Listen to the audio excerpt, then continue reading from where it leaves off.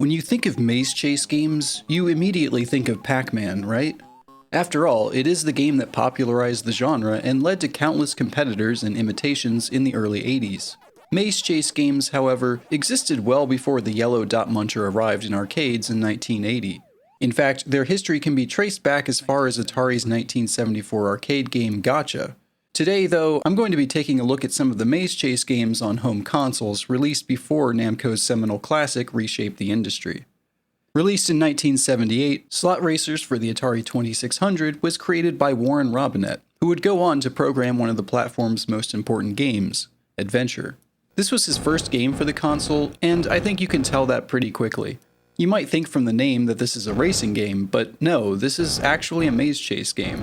In keeping with Atari's early focus on multiplayer-only games, Slot Racers puts two players behind the wheels of a couple of high-tech super chase mobiles equipped with power and incredible gadgets with the goal of blasting your opponent 25 times. What are these incredible gadgets, you might be wondering? Well, considering it's plural, I'm not actually sure, but you do have secret missile launchers in your car's headlights. You'd also be forgiven for not immediately recognizing those shapes as cars. Even by early 2600 standards, this game looks a bit rough. Well, really just the cars. It's the console They controls. barely look like cars. Yeah, that's what my thought was. I'm like, these... Like, we've seen some games. At least they look like vehicles. Like, Yeah. these largely look like moving chairs of some type. The greatest challenge in Slot Racers doesn't actually come from your rival's chase mobile. Instead, it's the controls. You accelerate by pushing up on the joystick, pull back to brake, and push either left or right to steer in the corresponding direction. You can even tell the direction that you're going to turn by the car's, whatever that is, pointing left or right. You think that's the front of the car or a gun, or like what do you think that is? I don't know, you're right. Turn signal? That's what kind of feel I've been using as a turn signal. The issue? These are the controls regardless of which direction your car is currently facing. This means that you'll need to push left to go right and right to go left if your car is facing downward. You can get used to this with some practice, but I often found myself getting tripped up by it whenever I had a missile behind me and I needed to make some last-second maneuver. In fairness, though, there is something of a reason for the tank-style controls. You can fire a missile by pressing the button, though the projectile's trajectory is controlled by which direction you're holding the joystick when firing. This practically plays out with the missile making either only right or only left-hand turns through in the maze. Or at least I think that's supposed to be how it works based on the instruction manual. In reality, that's how it works sometimes. Other times it just sort of does what it wants. Why's my missile up there? Just took its own journey. Occasionally, it'll get stuck in a loop while going around a block, or even when it's not even touching a wall. Why's it just going in a circle? See, I fired because you were up there, and then it started doing then whatever once that it is. decided to just go in circles again. How? What? What? Whoa. Mine is stuck doing that Y shape right now. Well, I guess it got me eventually. The Y-shaped strategy works. There are 4 mazes in total, though I think only the first one is actually fun to play on. Because of the other 3's odd and almost random feeling layouts, it makes it almost impossible to predict or properly make use of the controllable missiles. My friend Zayden and I found ourselves firing missiles and just hoping for the best on these mazes. Like, I felt like the first board was probably the best one, maybe? Yeah. Like, all these are just, like, random blocks. At least with the first one, I could kind of predict where I could try to, like, send it and then, like, loop off and not get hit by the other missiles. Now the missile's just kind of... Like you said, when you can't predict which way the missile's going to turn, it just kind of goes wherever it feels like. In the first 4 game variations, your car moves incredibly slow, but the later ones increase the movement speed drastically. Despite the increased speed making it harder to navigate the mazes sometimes, it makes dodging the missiles feel much faster and more rewarding.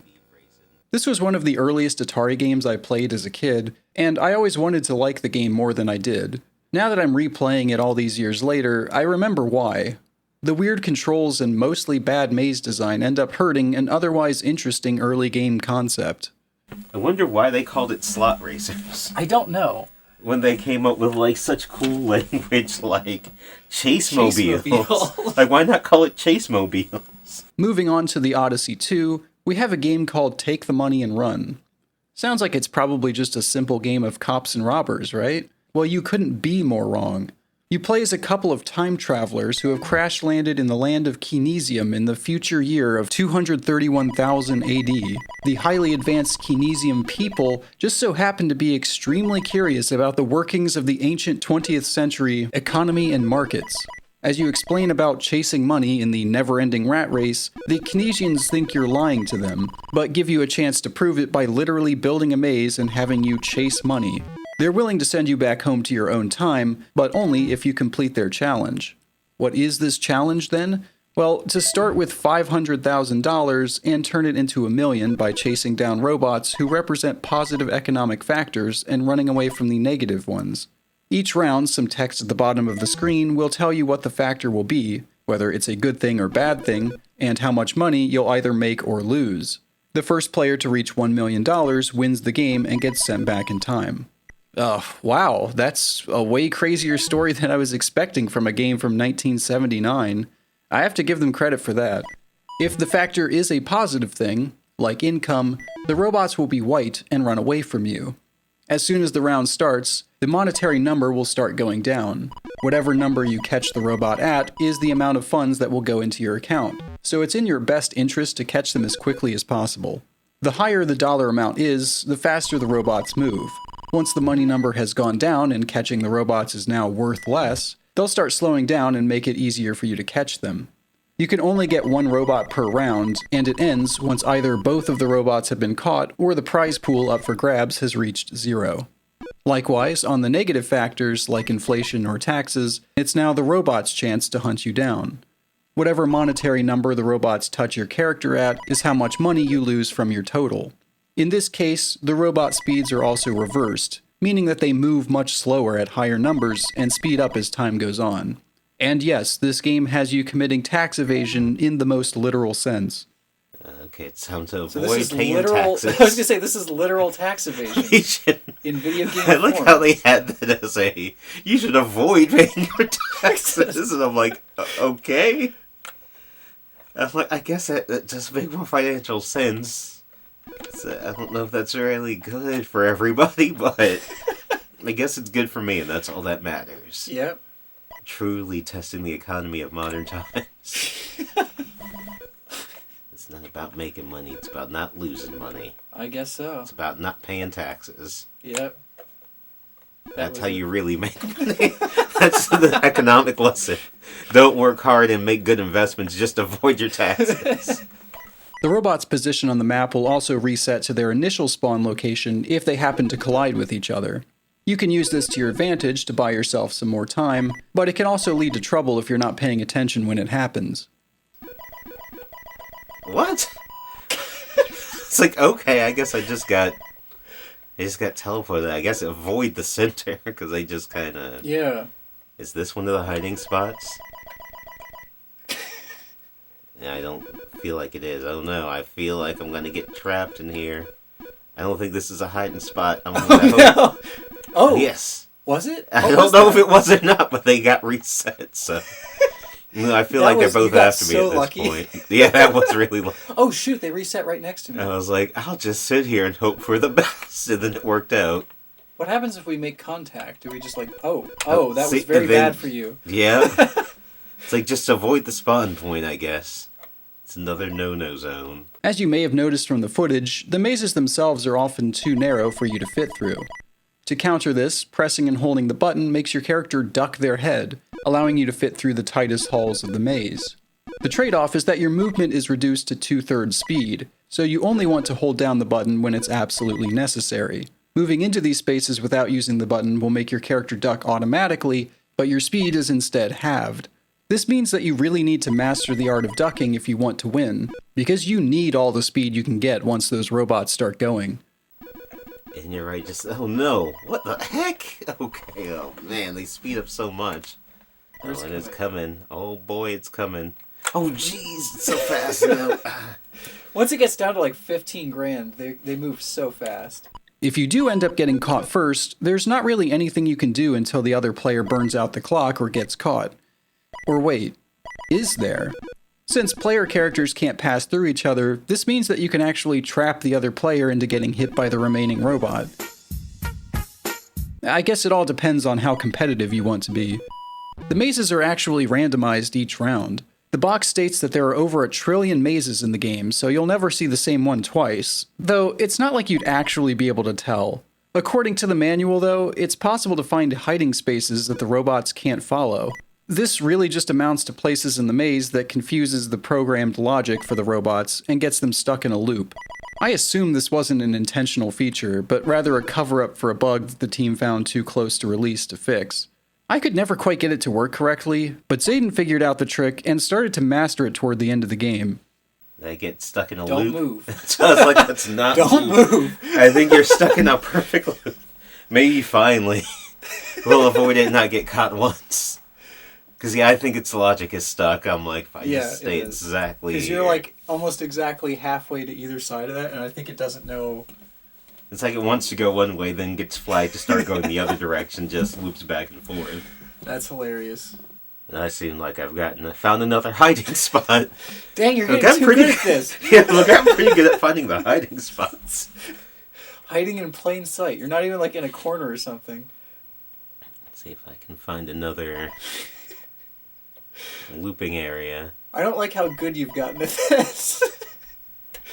And it might have, yeah. It almost feels like if you get, like, they start to go in a circle, if you go, like, right above them, then they get stuck.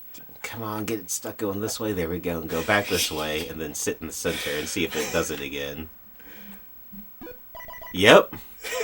I mean, so if you go one way, you, like, yeah, juke back and then kind of sit in the center, it just kind of gets stuck. Oh my gosh. And that brings me to my first issue with the game. Character movement in the open areas works just fine, but get anywhere near a wall and that's where the problems start. Touching any part of the maze causes your character to get stuck in place and fidget around until you let go of the joystick or move in the opposite direction. This occurs even if just 1 pixel of your sprite touches any part of the maze.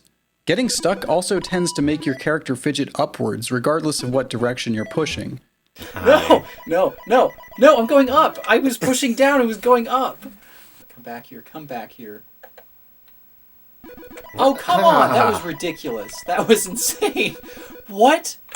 Did you just push me through a wall? I don't... The second major issue I have is with pacing. The positive rounds tend to only last a few seconds, but the negative ones can go on for a ridiculously long time.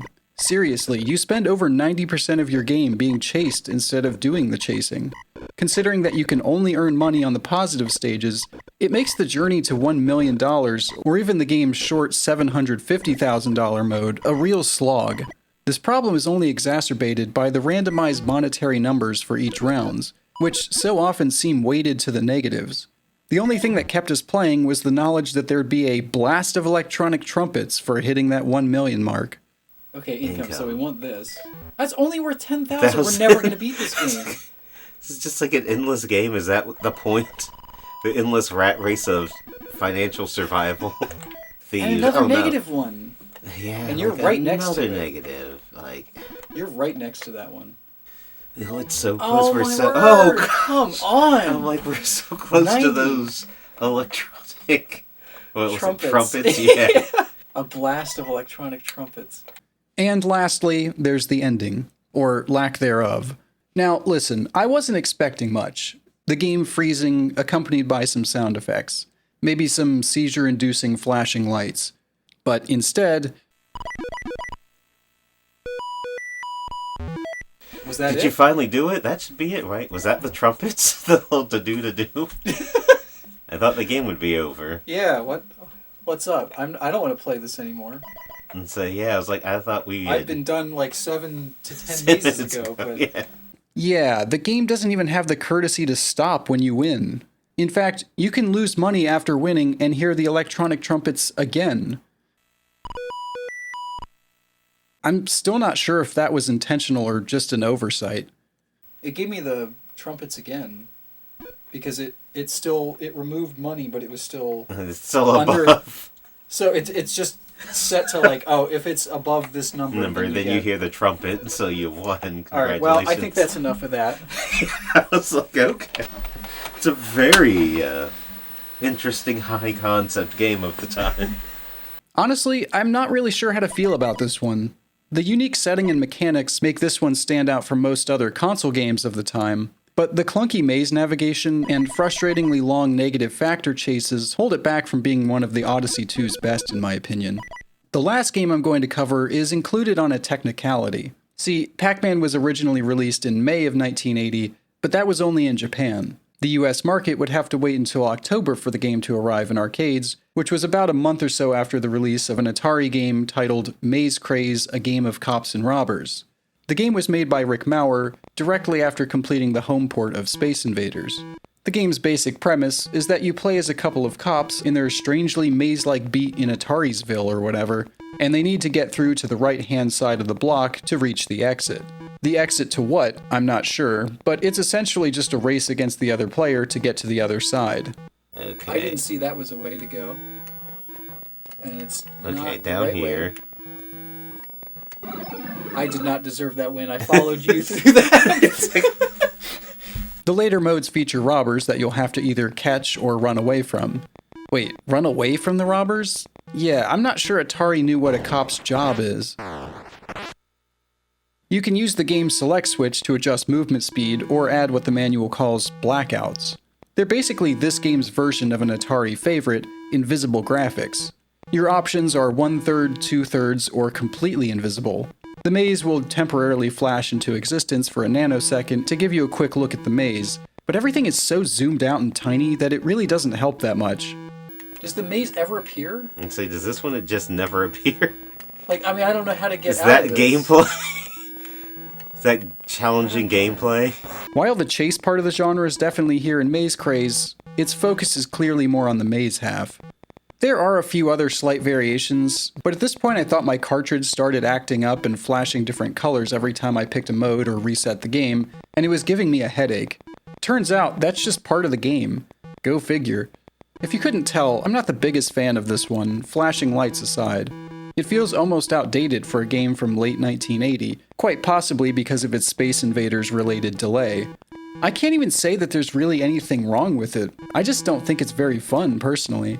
In many ways, it almost reminds me of one of the student projects I did. We made a maze game, and it was probably about as well designed as most of these. I would imagine It it'd was probably be better than this. A maze race game. Maybe mildly better.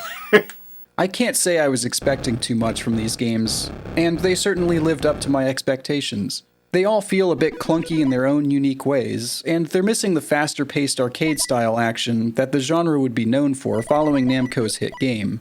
Still, there's a certain charm to these games, an air of originality from a time before one specific style of maze chase game dominated the market. There was no cash cow to chase and no set template to follow, and while I don't think that led to better games, it did produce a good bit more variety in both design and structure. Interesting games, for sure, but I don't see myself going back to play them anytime soon.